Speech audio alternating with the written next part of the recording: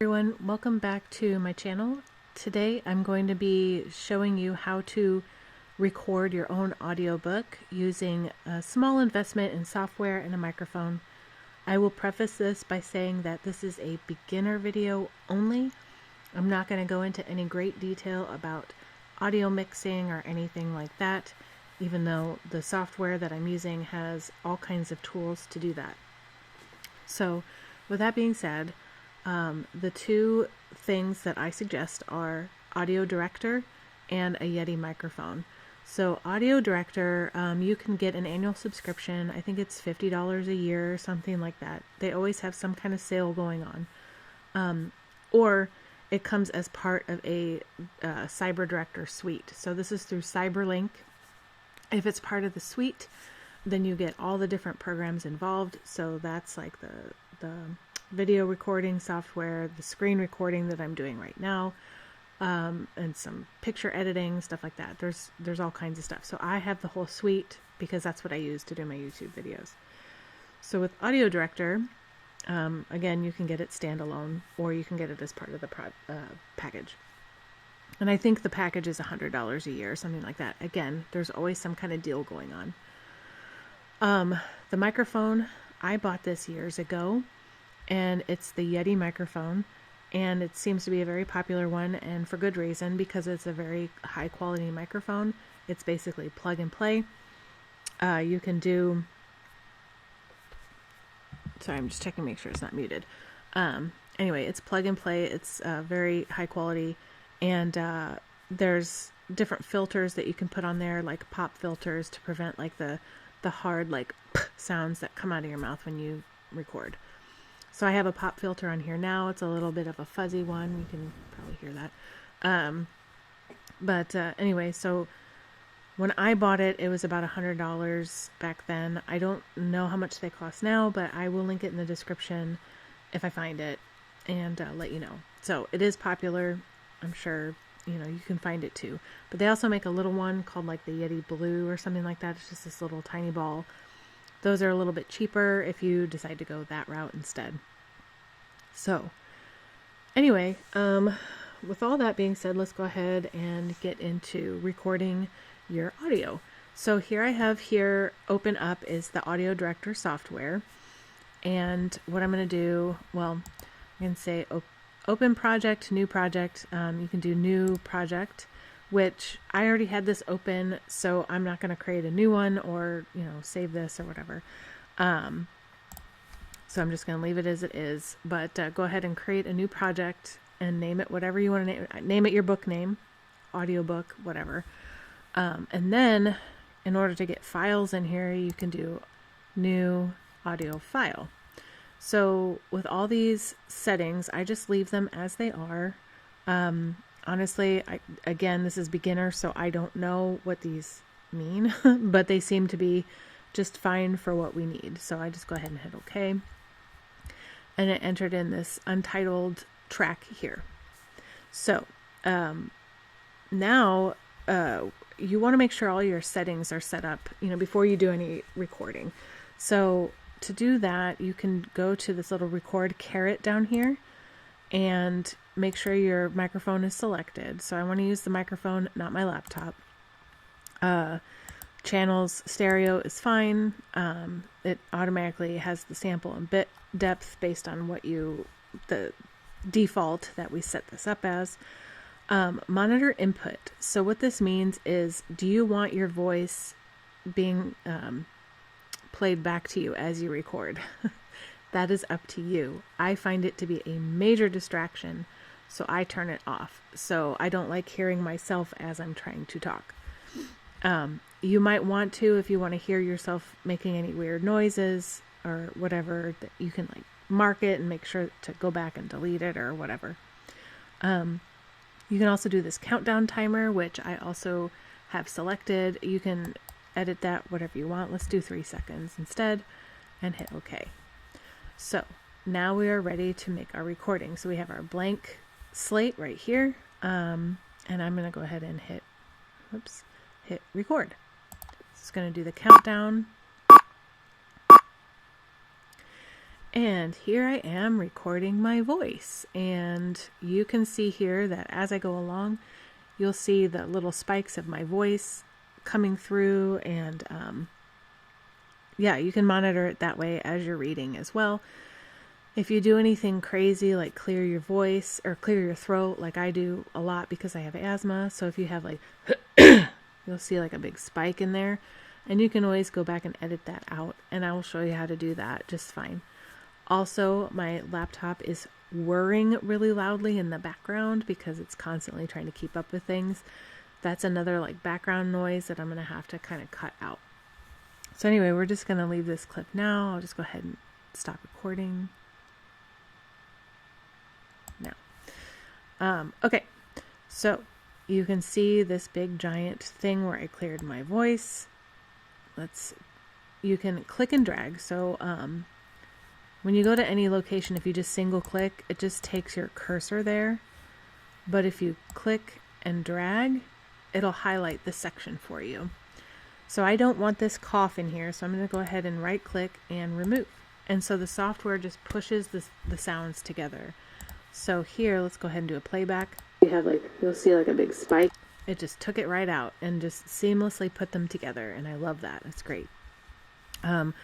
Also, one of the things that I like to do is when I stop recording, it will pick up the sound of your mouse click as you stop. So I'm going to go ahead and delete that. That's what that little blip is right there. Get rid of that.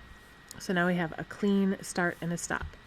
With Findaway Voices, which is the program I use to submit my audiobook, they require you to have a half a second to a second of dead space in the beginning, and then a second to 5 seconds at the end. So here you can see I've got a good chunk back here. It's about almost 2 seconds long. Here I have a good chunk too. It's a little over a second, but we don't need that much. So I'm going to go ahead and get rid of some of this. Like you can see this little spike here. It's a little bit of noise. We'll get rid of that. From here to here is almost a whole second, so that's perfect. But if you find that you didn't have enough space, you can always click and drag a dead space. So like I have dead space right here. I can right click and copy, and then stick your cursor here and paste. And it doesn't remove this space that you copied, but it just puts it in over here. So then you have that extra bit of dead space. But I don't want that because I don't want it to be that long. So when you have that dead space there, that's when you just sit there and let it sit for like half a second to a second, and then you say chapter 1, yada yada yada, and then go on from there. And then when you're done with your sentence, you just stop and let it do its dead space, and then remove the mouse click at the end.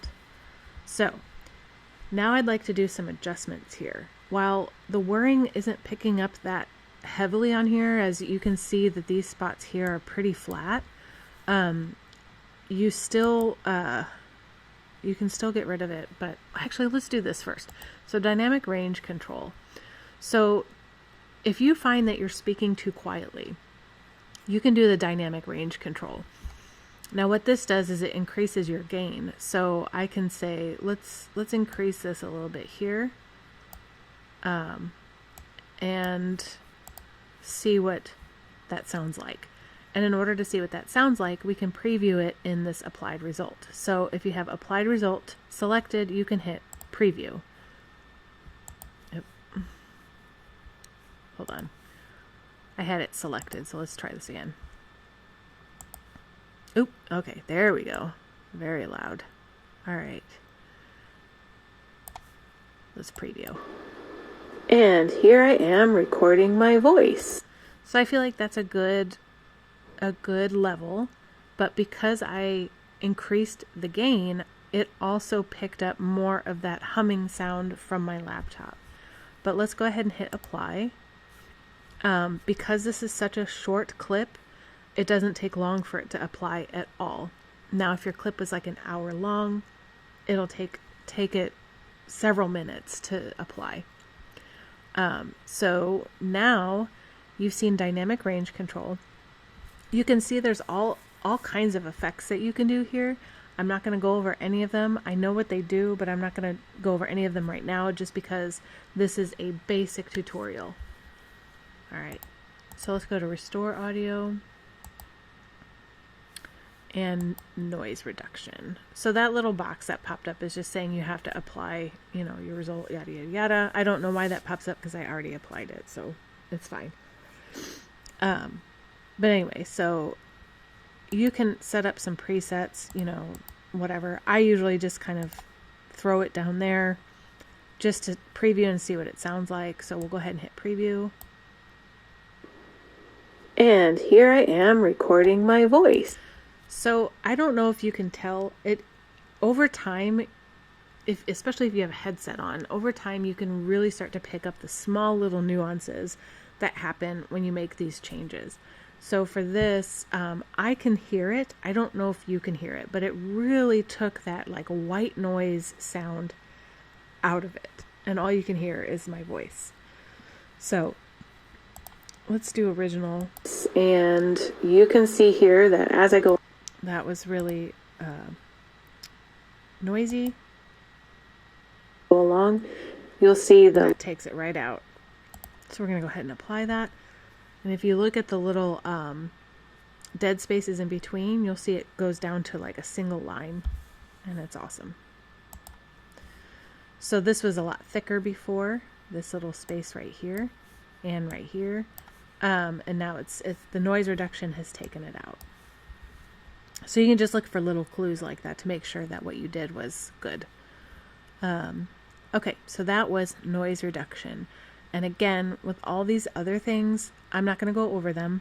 If you don't have a pop filter, some of these might be good. So if you have like a hiss removal, plosive removal, de-essing, etc., breath control, yada, yada, yada. We're not going to go through that. So the last thing I'm going to go over, and this is completely optional, is the voice changer. So I feel like, personally, I have a lot of vocal fry, especially near the end of my sentences. I'm pretty cognizant about it when I do my recordings. I try not to let it happen. But vocal fry is something that people typically hate listening to. So what I do is I like to do the voice changer. And what that does is it completely changes the voice of the recording into something else. And so I feel like that personally reduces a lot of the vocal fry that I have by doing that. So you can hear the fry. So in the voice changer, you can do, and you can only, so I think there's maybe a long time ago I bought AudioDirector because it used to be just a standalone product. And you could only do so much of the voice changing, but now, like if you do the subscription, you have like a ton that you can put in there. So here you can select your language. They have English, French, Chinese, and Japanese right now. That's it. And then you can pick your gender and the age. So if you want like a Japanese child girl do the voice, you can do that. For me, I just, obviously I just do my English. I like to do the female voice, Faye. It's adult female English. This is how I did my Metaxysm. So with that, make sure adjusted result is selected, and then you can hit preview.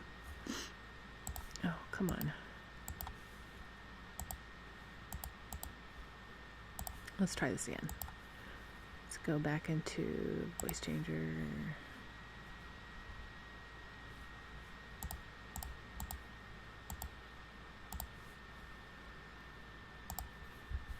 So, side note, if you have a section selected before you go into one of these, it's going to get confused and think you're trying to make that selection. So just make sure your cursor is in like a neutral position before you open one of these. So that's what I just did. So let's go ahead and preview. It'll take it a second because, well, at least on my laptop it does. This is a junk laptop I had to buy for pharmacy school. It's not really junk, it's just not what I would have picked for myself. And it's only got like a 250 gig hard drive, so it's not the greatest. But it is an i7. And here I am recording my voice, and you can... Okay, so you heard that. That was not my voice. It was similar, but not my voice. You can also, let me do this. I also like switching to a male voice. So I did that in my book. I did it for my short story at the end to kind of distinguish it from being not a part of the original story. So it was a bonus short story. So I'll go to Elder Dawn. Let's preview Elder Dawn.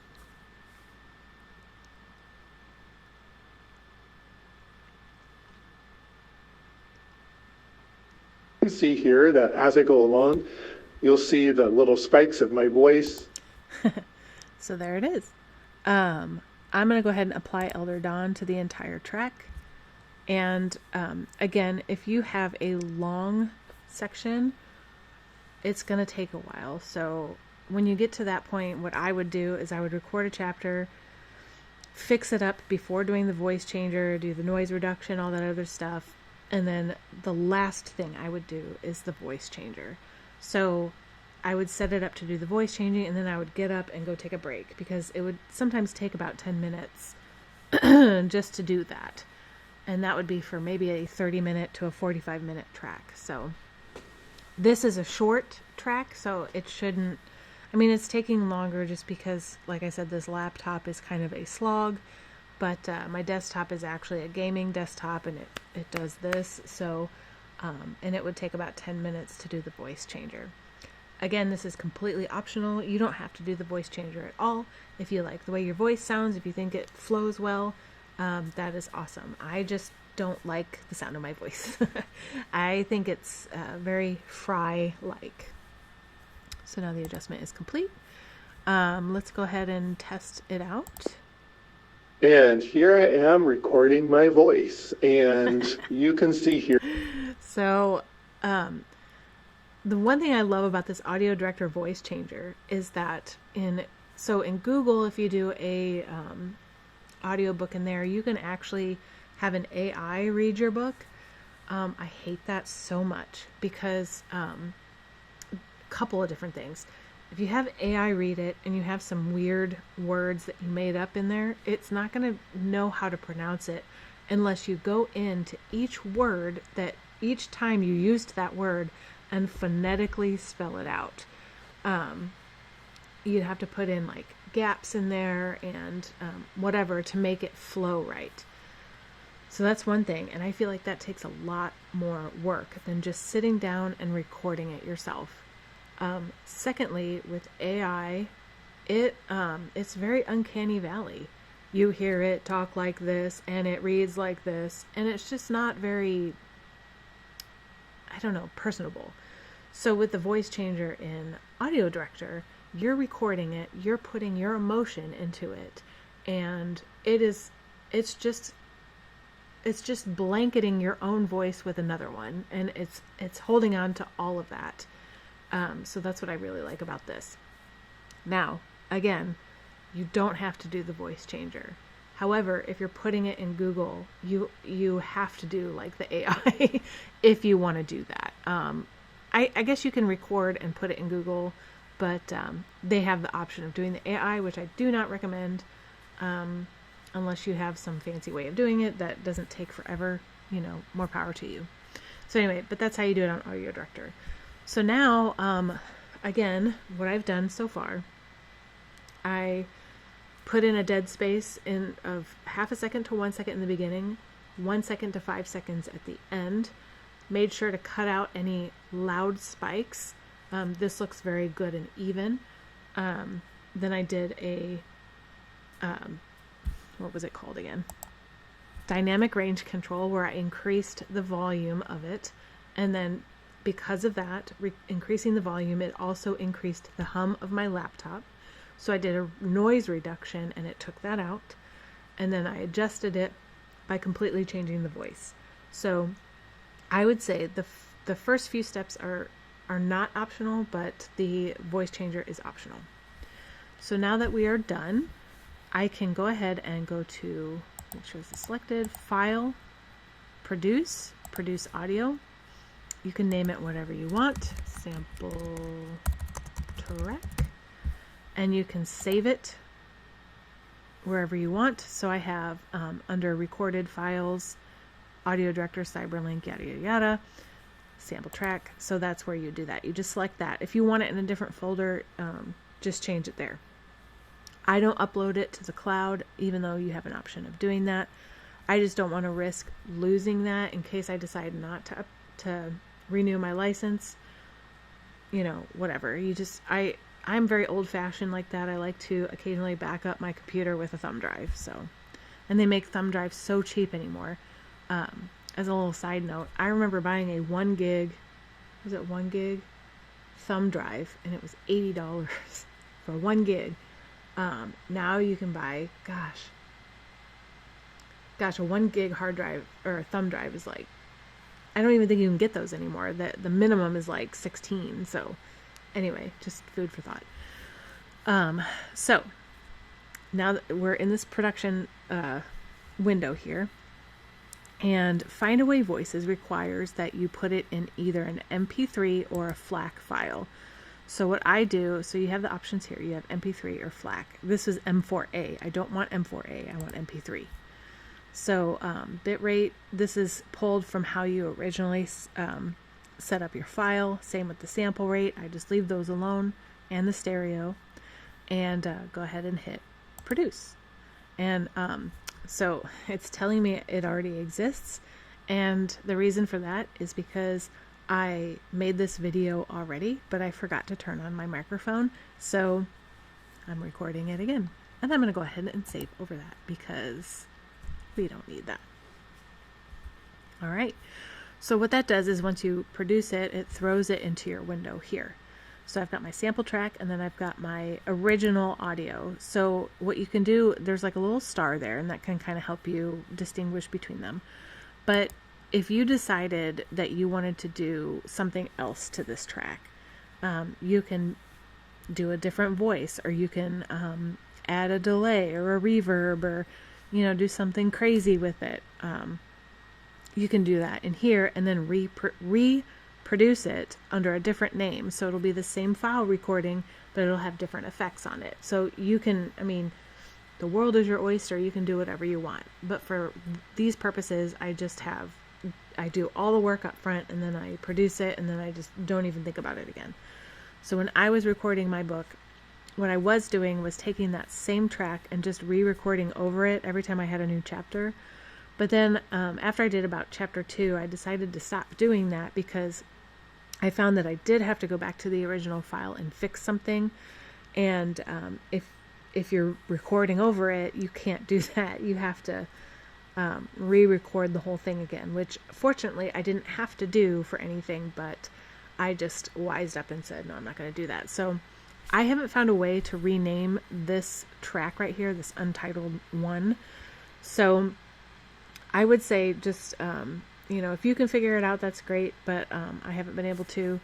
Just keep track of them as you go. Give them distinct names as you produce them so that you know what's what. And then it's all going to save in here. So my audiobook has the unproduced versions of all of my chapters plus the produced versions of all of my chapters in it. So it gets really long here, which you can stretch this out so you can see all the tracks. But yeah, so that's that. So anyway, really that's everything here. Once you go to Findaway Voices, which I have here, you have your opening credits, your front matter, body matter. So your opening credits is basically just the title of the book, the author, and the narrator. So in my case, it was like Metaxysm by R.E. Holding and narrated by R.E. Holding. And then the front matter is like if you have any dedications that you want to read out. Excuse me. Any dedications or quotes or anything like that. And then the body is where you start your book. So you can see here I've got all my chapters. You can preview them after you load them in there. And Findaway Voices makes it really easy to just click and drag them in there. So if you find your recording,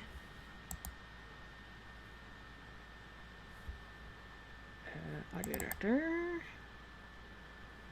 live, there's my sample track. So I would just click and drag this over in there. Or you can load it. I mean, however you want to do it. It's just, I just thought it was easy. So what I would do is I would like record a bunch and then just click and drag them over. And then you can reorder them by clicking and dragging these little bars. I'm not going to do anything in here because this is already produced and I don't want to mess anything up. So that's that. Then when you get to the back matter, this is where I put in my bonus story. So this is where I made it into a man's voice and read a short story. And then, but I think you can do other things too, like author profile or appendix, bibliography, blah, blah, blah. Ending credits. This one I wasn't really sure what to do. I basically was just like, and that concludes Metaxysm. If you're interested in more, visit my website at blah, blah, blah, cliffcavebooks.com. Yeah, and it's just basically you kind of have to make it sound like this is the end. And then that way the listener knows. And then the last thing that they require is a retail sample. So you have to have a 1 to 5 minute long sample that people, if they're thinking about buying your book, they can listen to. So in this case, I just re-recorded a whole 1 minute thing. I didn't copy paste anything that I had already recorded. I just went ahead and just re-recorded something. I just didn't feel like messing with it. I just did that. So anyway, that's how I set that up. So back to this, there is nothing left to say. Again, this is a beginner